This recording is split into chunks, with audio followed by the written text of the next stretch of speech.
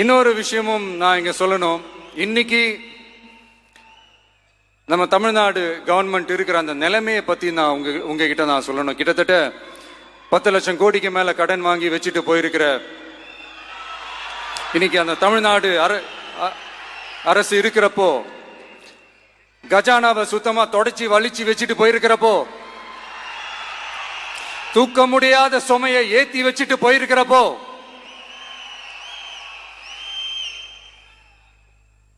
அப்படிப்பட்ட ஒரு நிலைமையில தான் இந்த பொறுப்பை நம்ம கையில் எடுத்திருக்கிறோம். உடனே நீங்க நினைக்கலாம், என்னடா இவர் ஏதோ பொறி வச்சு பேசுறாரா அப்படின்ட்டு. அப்படிலாம் எதுவுமே கிடையாது.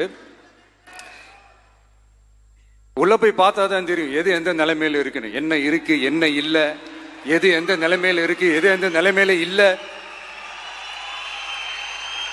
அதையெல்லாம்